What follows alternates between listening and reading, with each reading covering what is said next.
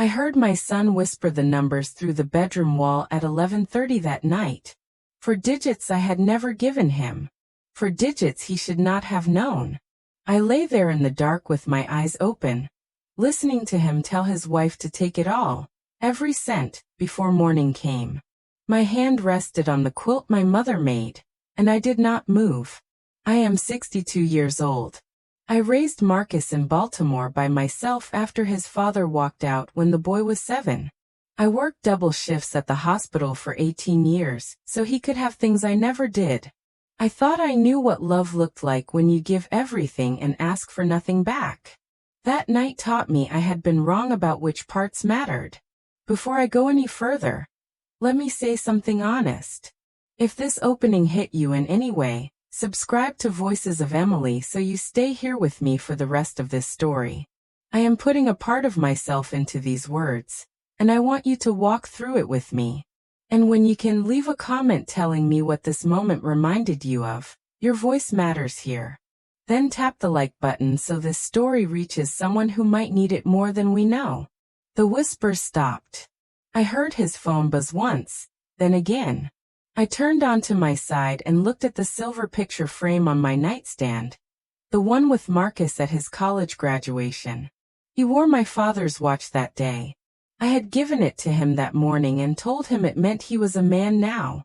The watch was still in a pawn shop somewhere in East Baltimore. He sold it 6 months after the wedding to pay for something Simone wanted. He never told me. I found the ticket in his jacket pocket when I was doing laundry. I got up slowly and walked to the bathroom. My knees hurt the way they always do after midnight. I ran the water cold and washed my face, then looked at myself in the mirror under the flickering light.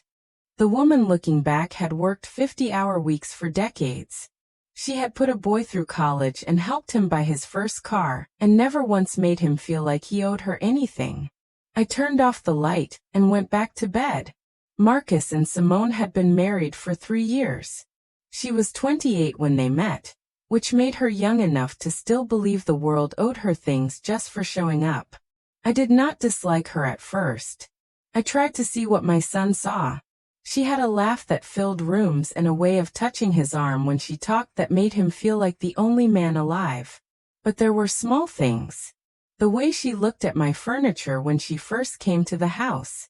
The way she asked Marcus why I still worked when I could just relax and let him take care of things. I had $83,000 in that account. It sat in a savings account at the credit union on North Avenue, the one where I had banked since Marcus was in elementary school. I put money in every month, sometimes just $40, sometimes $200 when I picked up extra shifts. It took me 34 years to save that much. I was going to use it to buy a small house somewhere quiet, maybe near the water, where I could sit on a porch and not hear sirens every night. That was the plan. The night I heard Marcus give Simone my PIN, I did not think about the money first. I thought about the time he was 9 and broke his arm falling off a bike I had saved 4 months to buy him. I took him to the emergency room where I worked, and he cried the whole time, not because of the pain but because he thought I would be angry about the bike. I held his good hand and told him bones heal and bikes are just metal and rubber. I told him people matter more than things. I meant it then. He called me 2 days after that bike accident and asked if I remembered it. This was years later after he graduated and got his first real job. He said he had been thinking about all the things I did, without making him feel small for needing help. He said he wanted to be the kind of man who remembered that. I told him he already was. Simone came into my life smoothly. She called me Miss Lorraine and brought flowers on her second visit, and asked questions about my work like she really wanted to know the answers. Marcus looked at her the way his father used to look at me in the beginning, back when everything felt possible, and I did not know yet that some people only stay until staying gets hard. I watched them together and told myself this girl was different. I told myself my son had learned something from watching his father leave. They got married in a small ceremony at a hotel near the Inner Harbor.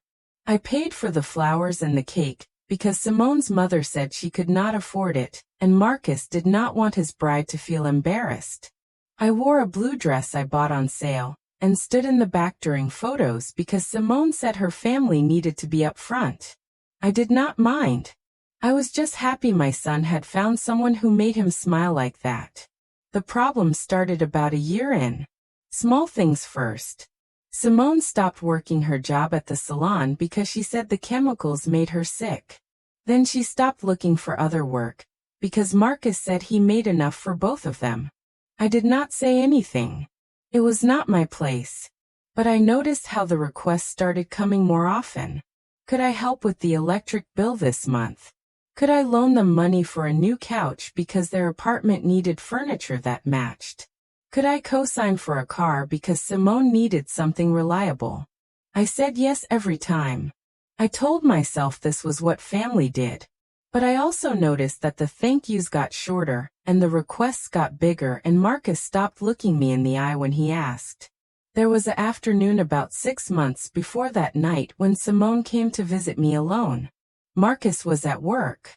She sat in my kitchen and drank the tea I made and told me she was worried about our future. She said it like that. Our future. Like she and I were planning something together. She said Marcus worked so hard but they still struggled, and would it not be easier if I just moved in with them and we pooled our resources? She said I was getting older, and probably should not be living alone anyway. I looked at her across the table, and saw something I had seen before in other people. She thought I was simple. She thought because I worked with my hands and lived in the same house for 30 years, and did not talk much, that I did not understand what she was really asking. I told her I appreciated her concern, but I liked my independence.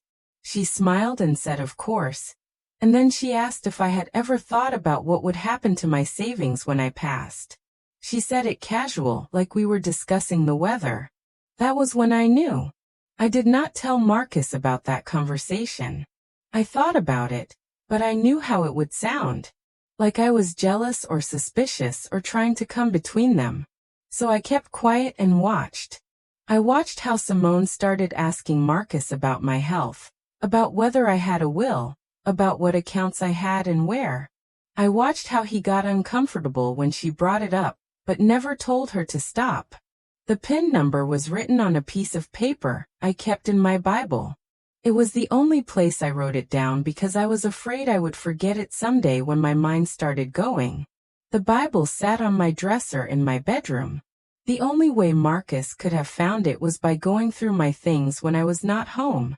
That night, after I heard him whisper those numbers to Simone, I lay in bed and tried to remember when I last saw him look through that Bible. I could not.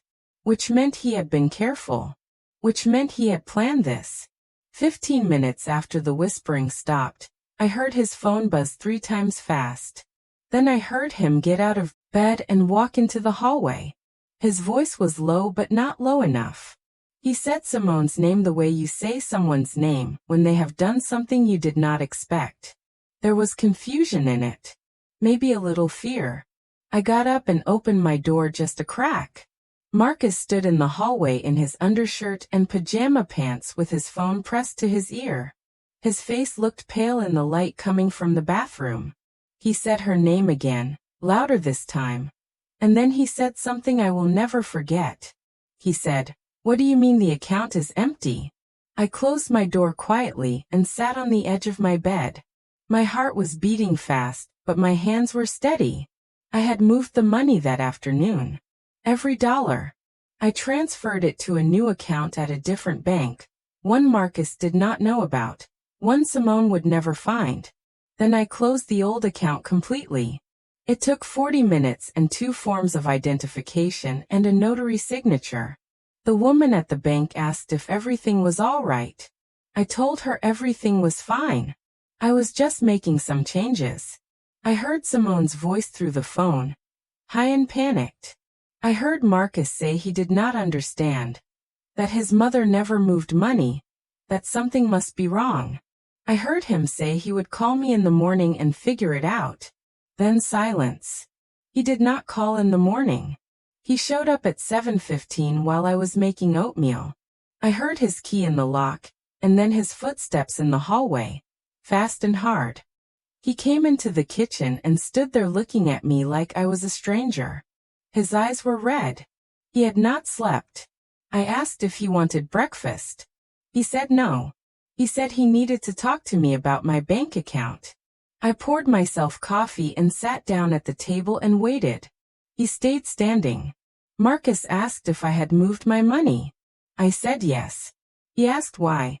I took a sip of coffee and looked at him over the rim of the cup. I told him I heard him give my PIN to his wife the night before. I told him I heard him tell her to take it all before I woke up. His face did something I had never seen before. It collapsed. Not all at once, but slowly, like a building settling after the foundation cracks. He opened his mouth and closed it. Then he sat down across from me and put his head in his hands. I did not say anything. I let the silence sit there between us like a third person at the table. Outside, I could hear the neighbor's dog barking and a car alarm going off down the street.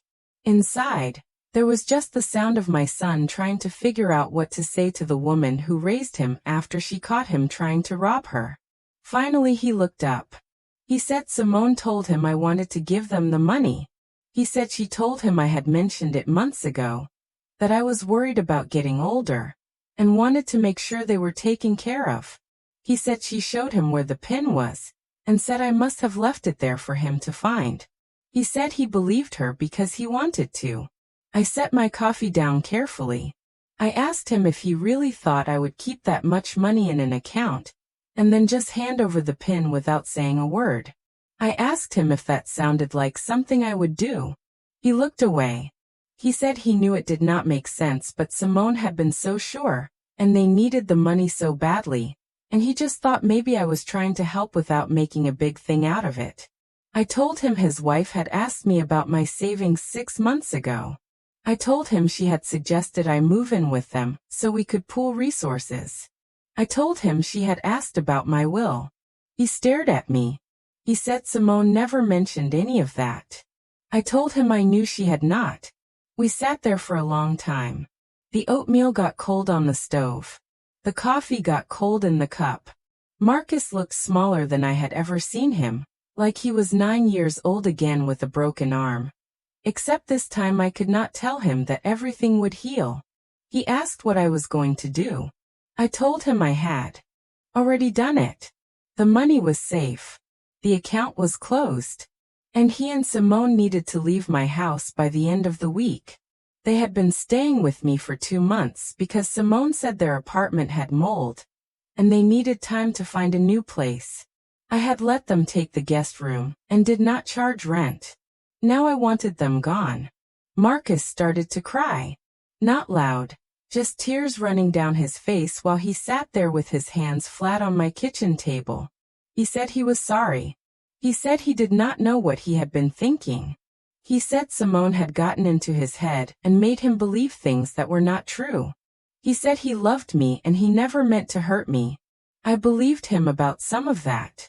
I believed he was sorry he got caught. I believed he loved me in the way people love the things they have always had and never thought they might lose. But I did not believe he had not known what he was doing when he whispered those numbers in the dark. You do not do something like that by accident. I told him I needed him to leave now and come back for his things later. He stood up slowly and walked to the door. Then he turned around and asked if I would ever forgive him. I told him I did not know yet. I told him forgiveness was not something you give just because someone asks for it. You give it when the person shows you they understand what they broke, and they have done the work to become someone who would not break it again. He left. I sat at the table and finished my cold coffee, and thought about all the years I spent teaching him right from wrong. I thought about how simple I made it sound. Do not lie. Do not steal. Treat people the way you want to be treated. I never told him that sometimes the person you have to resist stealing from is the one who would give you anything if you just asked with honest need instead of quiet betrayal. Simone called me that afternoon. I almost did not answer, but something made me pick up. She was crying. She said there had been a terrible misunderstanding. She said Marcus had gotten confused and she never asked him to take my money. She said I must have heard wrong through the wall. She said she loved me and thought of me as her own mother, and could not believe I would think such horrible things about her. I let her talk. When she finally stopped, I told her I did not hear wrong and she did not love me and she needed to stop pretending we were family when all I had ever been to her was a bank she had not figured out how to drain yet. Then I hung up. They moved out 3 days later. Marcus came when I was at work and took their things and left the key on the kitchen counter. He did not leave a note. I came home to an empty guest room and a quiet house, and I sat in my chair by the window and felt something I had not felt in years. Relief. I thought I would be sad. I thought I would spend weeks replaying every moment, trying to figure out where I went wrong, asking myself what I could have done differently. But I did not. I thought about Marcus as a boy, running through this house with muddy shoes, laughing at cartoons, falling asleep on my lap during thunderstorms. I thought about him as a young man, walking across that graduation stage, starting his first job, calling me to ask advice about things that mattered. Those versions of my son still existed somewhere. But the man who whispered my pin in the dark was someone else, someone I had not raised, someone who learned cruelty from a woman I let into our lives because I wanted my child to be happy. Maybe that is where I went wrong. Maybe I loved him so much that I forgot to teach him the difference between happiness and comfort. Happiness you build with people who see you clearly and choose you anyway. Comfort you take from people who give without keeping score until one day you realize you have taken everything and given nothing back. Marcus tried to contact me a few times over the next months. Text messages mostly. Apologies and explanations, and requests to talk. I did not respond. I was not punishing him. I was just done having conversations where I had to pretend I did not see what I saw or know what I knew. Some things you cannot unsee. Simone left him 4 months later. I heard about it from a cousin who heard it from someone at the salon where Simone used to work. Apparently she had met someone new, someone with money and a condo in Colombia. She moved out while Marcus was at work, and took most of the furniture. He called me that night. I answered because I thought maybe he needed to hear a voice that remembered him before everything got complicated. He told me what happened. He sounded tired. He said he should have listened to me. He said he should have seen who Simone really was. I did not say I told you so. I just listened. When he was done talking, I asked if he was all right. He said he did not know. I told him that was an honest answer, and honesty was a good place to start. We talked for 20 minutes. It was the first real conversation we had since that morning in my kitchen. He did not ask about the money. He did not make excuses. He just talked about how strange it felt to realize you had built your whole life around someone who was only staying until something better came along. I told him I knew that feeling. I told him his father taught me that lesson when Marcus was still young enough to believe people did not leave unless you did something wrong. Before we hung up, Marcus asked if he could come by sometime. Not to move back in or ask for anything. Just to sit at the kitchen table and drink coffee like we used to. I told him maybe. I told him I needed more time. He said he understood. I have not seen him yet. It has been almost a year since that night I heard him whisper through the wall. The money is still in the new account, safe and untouched. I am still working at the hospital, still putting a little bit away each month. I still live in the same house in Baltimore, still sleep under the same quilt my mother made. Some nights I think about calling Marcus. I think about asking him to come over, to sit across from me and talk about small things until the big things do not feel so heavy anymore. But then I remember the sound of his voice in the dark, the way he said take it all. And I know I am not ready yet. Maybe I will be someday. Maybe he will show me through years of being different that he has learned what it means to love someone without measuring what you can get from them. Maybe I will believe it. Or maybe I will not. Either way, I am all right. I am 62 years old, and I raised a son by myself, and I survived his father leaving, and I survived losing savings I thought were gone forever, and I survived learning that sometimes the people you love the most are the ones who have to learn the hardest lessons about what love actually costs. I still keep my Bible on the dresser, but the paper with the pin is gone now. I burned it the same day I closed that account. I stood over the kitchen sink and watched it turn to ash, and thought about all the things we write down because we are afraid we will forget. Some things you should forget. Some things need to burn so you can remember what matters. The people who love you do not go through your drawers looking for ways to take what you have not offered. They do not whisper in the dark about how to empty you out before you wake up. They do not make you feel crazy for noticing that your trust is being treated like a thing they can spend. Real love asks. It waits. It respects the word no. It does not need a PIN number because it already has something more valuable. It has your willingness to give freely when the need is real, and the asking is honest. That is what I should have taught Marcus. Not just that I would give him anything, but that anything given under whispered plans and quiet theft is not a gift. It is a wound. And some wounds take longer to heal than broken arms. I keep the new bank card in my wallet now. Sometimes I take it out and look at it, and think about the house by the water I still want to buy. I am closer now than I was before. Not because I have more money. Because I have fewer people treating my love like a password they can guess if they are patient enough. That night when I heard Marcus whisper those 4 digits, I smiled in the dark. Not because I thought it was funny, but because I knew something he did not.